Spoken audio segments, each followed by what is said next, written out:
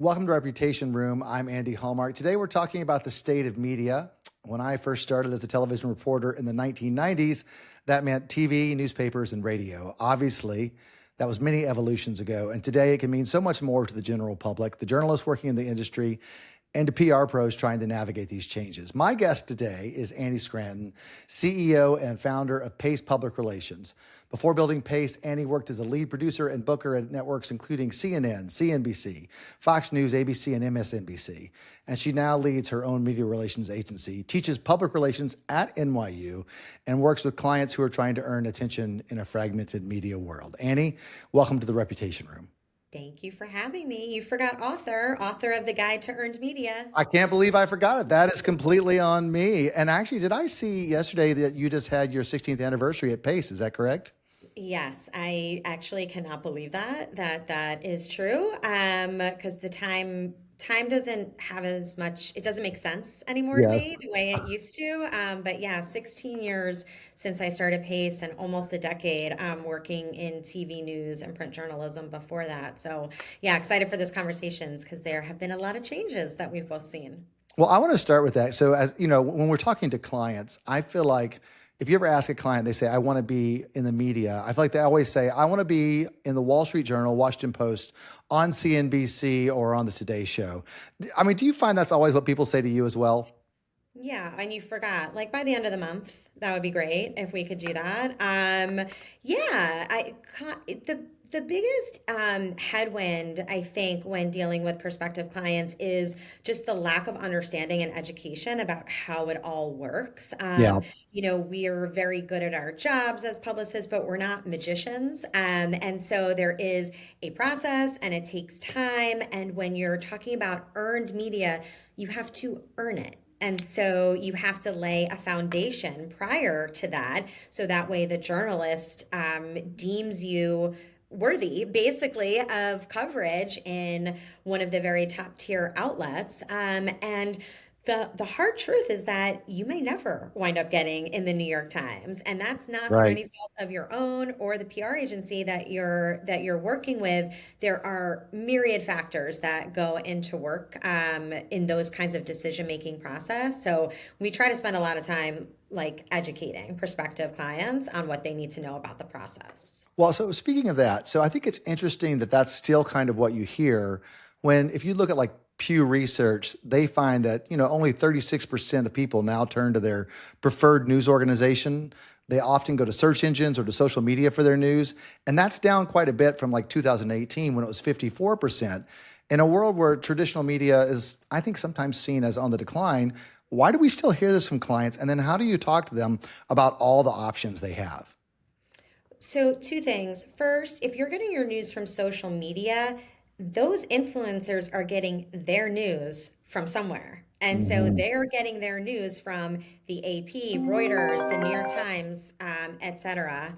And so that's number one. Number two, the CEOs that we're dealing with a lot of times are around our age demo and bracket. Right, And right. so for that population, it's the mainstream media still is quite important. And third, just because there's now independent media and social media and all of these other media entities, which I think is great, it doesn't negate still the credibility and the legitimacy that appearing on a CNBC or being written about in the Wall Street Journal gives to a client. That still matters tremendously, not just in the media sense, but also if a brand or a company is looking for investors or about to go public. I mean, Right. those are important things to a different set of stakeholders that they may be dealing with. I remember when this kind of all started. I remember many years ago, I had this relationship with this USA Today reporter. And this was right when, if you remember right, in the old days, if you were a newspaper reporter, you wrote your story, and that was it. That's what you did. And then all of a sudden she said, now I have to go do an audio take of my story, and I have to do a video take of my story, and I have to write my story. And this kind of fragmentation began. And I think it's interesting. It's a question that's interesting, kind of related to what you just said. Can a podcast, newsletter, LinkedIn posts or other things carry as much reputation value as a traditional media hit can? I don't think yet, only because, earned media has a 80-year, jump start on sort of, the independent journalists on Substacks and with podcasts, et cetera. What they can do and do well and do immediately is influence perhaps a smaller but very invested audience Mm. into whatever the industry topic is that the readers at home are reading or are consuming. So I don't think the influence is there yet, but it's going to be perhaps more like having individuals like ourselves perhaps get their news source from like three different independent journalists, and then the broader sense in terms of traditional media. If I could kind of, put on the Annie Booker producer hat, do you think that it looks different now, for what they're looking for when it comes to getting placements in traditional earned media? Yes, because it earned media, and we could just say TV news, cable news. Sure, sure. They're not in a good way. I mean, they're not making as much money. They used to be very profitable because of advertising commercials. Well, all that has changed along with our industry as well. So, and their revenue models have changed through subscription services or paid media online. But the biggest shift I've seen in terms of what traditional media is looking for is it needs to be something that is exceptionally current and newsworthy. There Mm. has to be a reason for the viewer or reader at home to be interested in what they are talking about. And they want to have on guests and talk about brands that also have a large following, because then they're going to get more eyeballs into the show or the articles that they're viewing. So unfortunately, there are a lot of good stories and important news that's happening that just aren't getting the coverage on those networks. And I don't think for everyone, it's because they just don't want to cover it. I know that they do, but media is a business also, and they're struggling right now to stay afloat. I saw the wildest thing yesterday. There was an interview going on a traditional media outlet. I don't remember which one, but they were interviewing a podcaster essentially as an expert. And I was thinking to myself, I just don't think that would have ever been done in the past. Do you agree with that? In the past, we used to book, when I was at Fox, we used to book local news radio Mm. reporters if there Hmm. was like a hyper local story that we were Right. covering, because they would have, expertise in that particular community that on the national scale we wouldn't have. I think that's the similar train of thinking now with podcasters or a Substack writer, reporter, Sure. whatever they Sure. are, content creator, because now we're seeing individuals become experts in really niche lanes, and so I think it does make sense in that instance. But I would sort of like liken the local radio host to today's podcaster. Now that's an interesting correlation. I mean, when you think about, experts that you can place on TV, what's the difference between a good expert and someone who's just not going to make the cut? So I think there are a few factors that make guests really compelling and easy to book on air. The first is sort of the performative aspect. So do you present well? Do you speak well? And what I mean by that is most guests who go on air perhaps have done some public speaking or given speeches or led board meetings. Speaking on TV is quite different. You want to speak in Right. sound bites. You want to be, have a high energy level and be as engaging as possible, since it is that visual medium. The next is you want to make sure that to get on TV, you truly have the reputation and those sort of like markers in your resume that make you the true expert on a topic. So did you work in the industry? Did you study this in university? Did you write a book on the topic, etc.? And then the third part is really where we rely on media training for our clients, and you need to be able to answer the questions and stay sort of within the framework of how the anchor and the producers have built out this segment while trying to very naturally weave in your own talking points that you want to get across. Because if you're too overly promotional on promoting your brand or your company or what you're doing, you won't get invited back because that is essentially a commercial, for your company. Sure. I mean, I think there are times, and I'm sure you said performative. There are times when someone can be super smart, know their content, but just not be right for television. Don't you agree? All the time. I Yeah. mean, it Yeah. happens literally all the time. And, I can see issues arise when a CEO or a founder is really sort of pushed into doing media and they do not feel comfortable doing it or they do not want to do it. Or conversely, they want to do it, but members of their comms team have big reservations about it. So it definitely is a delicate issue. But yeah, not everyone's made for TV, and that's Right. okay. You just have to find the person who is.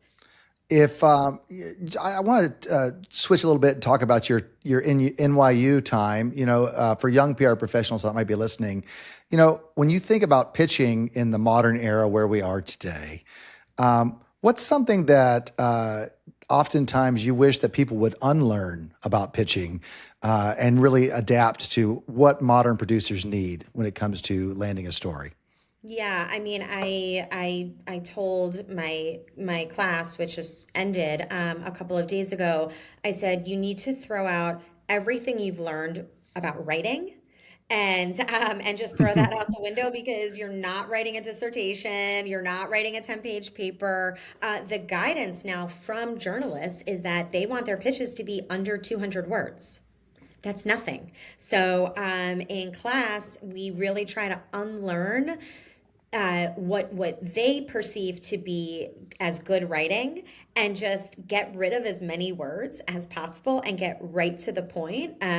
Axios has their platform Smart Brevity, which is an excellent resource for young professionals to check out. But in my class, I taught PR writing this semester, and the final was the students I gave them a topic and Mhm. a client, and then they had to pretend as though I was the journalist and they had to text me. So acting as though we had a close enough relationship that they would text me to see if I had interest in a story.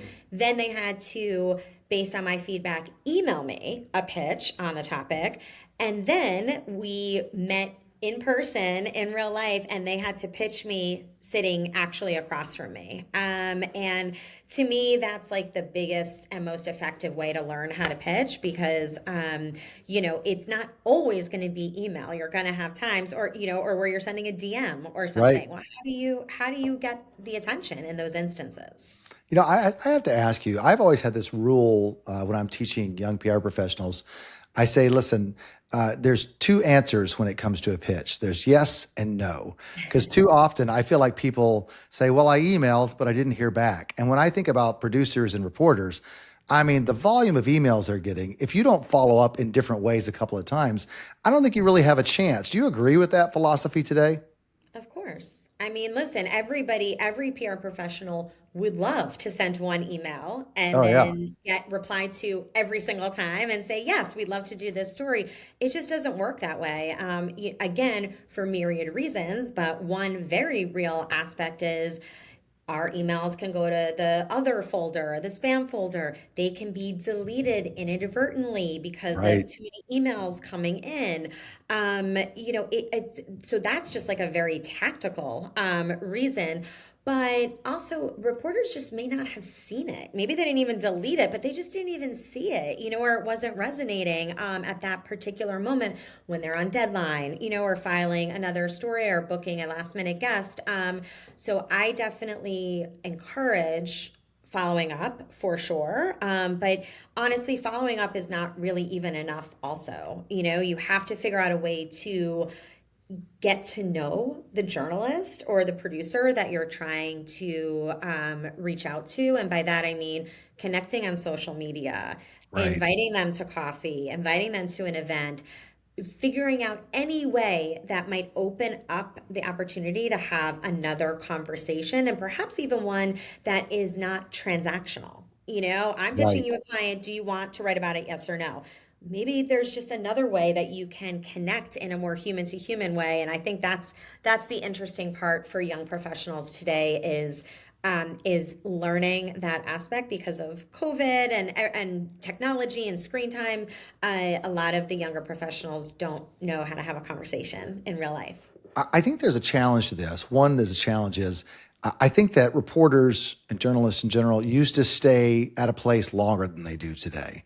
So, back when several years ago, it was you could count on someone being at CNBC for a few years or whatever it might be. Now, I feel like you make that relationship and then all of a sudden they're just gone to a new job. How do you address that when it comes to relationship building? Well, this is the reason why you have to follow them on social media so you can find out about where they've landed. Because a lot of times they're moving on to another media property that Sure. might be great for you to know about. Um, it's unfortunate when a really good contact leaves and then you sort of don't have an opportunity to build a new relationship there ahead of them leaving.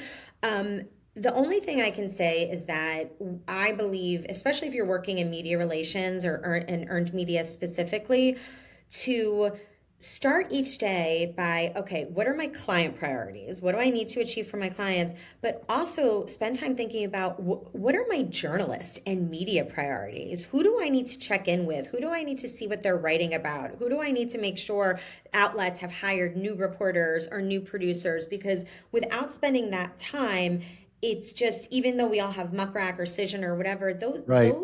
those databases do not populate in real time. No. There's a lag time for sure there. You mentioned Cision, their 2025 State of Media research. They polled 3,000 journalists across global markets and found that 86% of them immediately reject a pitch that does not align with their beat or audience. But it Obviously. also found that a lot of journalists, like 72%, still cite press releases as a useful resource. And sometimes I think that the press release is dead, and then sometimes I think it's not. What do you think of that?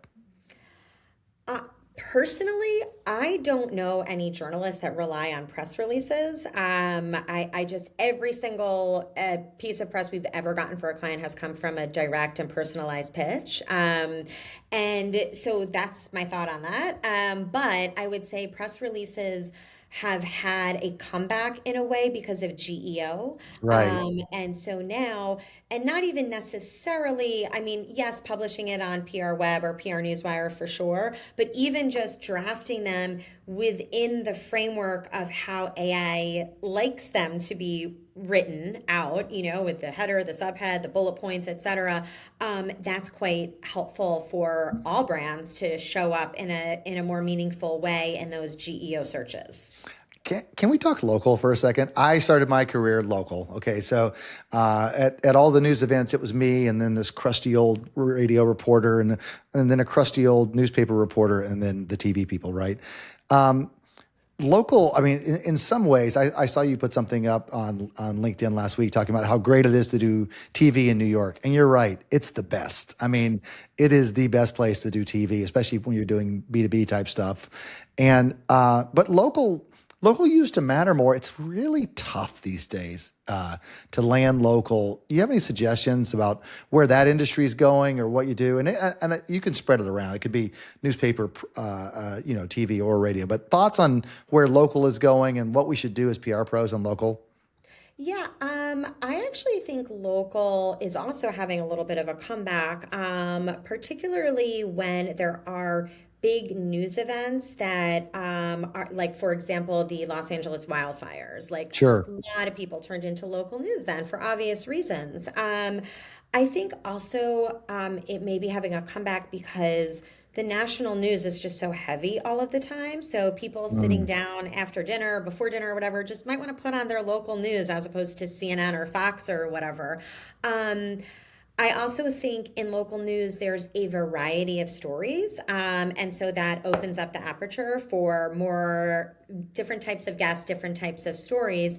When pitching local, I mean, obviously, if there's a local angle, that's going to be quite helpful. But you can be representing or working with a national brand that has a presence in that local market and just tailor it to that specific market. Like, for example, one of our clients is an app called Buddy, and it matches pet owners with the perfect adoptable pet in their area. So it just takes out all the guesswork, right, about where to go and what's the right breed for you and all that stuff. They're based here in New York. We just had them do a Zoom interview with a local affiliate in Nashville because people in Nashville can use Buddy as well. So if the local network that you're pitching does Zoom interviews, which a lot of them do, then it's a great resource. And we've always found that there's a big jump in terms of users and activity online for our clients that engage in local media. Isn't that wild that we can hop on Zoom and do interviews? I mean, I only say that because back in the day, you had to find a microwave site, or you had to have a satellite truck, or do fiber before you were ever going to do an interview anywhere. And you had to go to it. Like a lot of times, if we were doing local to New York, for instance, we'd have to go to a local TV station Of course. and do it in their studio. And I just mean, how much money it all cost. well, I I think that's it, mean, but the access is so much higher now. Wouldn't you agree? the access is so much higher. I've said before, like I think virtual interviews is one of the only good things to come out of COVID, in particular for our industry, because in the before times you could have the best guest ever, but they're in the middle of Montana and there's no way Right. it's just not happening in terms of a broadcast interview. So that's been awesome. But what Zoom has been really bad for in our industry, I think, is when it comes to the teaching of and the mentorship of the younger generation. It's really hard to do that like virtually. Right. So I think that's been another sort of like ding against the younger publicists. One of the things I do want to kind of touch on is I've found that when it comes to training, not just young publicists, but training our clients in media relations, there was a time where people had the stomach to sit through a couple of days of media training. They were willing to put in the effort and do the learning. And now I feel like if I told a client I want to do a 2-day media training, they would say, "Well, you can have 3 hours. That's how much time you can have." There's just we don't seem to have the stomach to learn this craft anymore. Would you agree, or where's your mind on that? I mean, I wouldn't peg that to be specific towards our industry. I think that's just the moment in time we're living in because of AI and 24-hour access to every single thing you could think of. So I agree with you on that. I think actually I'm okay with that because I think in the before times there was a lot of inflating of certain processes Sure. within our industry that probably didn't equal the value that's putting out there. And I think we've all like as a society have become a lot more media savvy just naturally over the years. But what I'm still met with is sort of sometimes a resistance from a CEO who will say, I know what I'm doing, I'm good, I don't have to get media training. And if that's your point of view, I can't necessarily change your opinion on it, but I've also had situations where that's occurred, and then the CEO or whoever is quite upset with how they've looked, how they came across, et Right. cetera. And TV, you get one chance, and if you're good, you'll get invited back, which is really the goal, right? It's not just to have one good interview; it's to get invited back and have a regular presence. So I really do encourage it for all of our clients, even if they feel like they've got it. If there's one thing you could leave with our audience when it comes to where media, I want to keep using that term, is going and what we should be paying attention to as practitioners in the PR industry, what would you say? I definitely think for practitioners, GEO and really understanding how to advise your clients, that earned media, paid media, press releases, all of that has a function to play in GEO because people are not going to Google to search anymore. They're going No. to chat to search. And so that I think is going to be the sort of next big thing in terms of PR. In terms of media, I would just say my biggest piece of advice would be to have a well-rounded group of media that you follow on a daily basis. If you love Fox News, read CNN also. If you only subscribe to independent journalists, check out the AP as well, because I think media literacy is one of the most underrated and critical aspects to having like honestly just a civil society. Annie, you're a true leader in this industry. I am so glad that we get to spend some time together. And thanks for joining us on Reputation Room. Thank you for having me.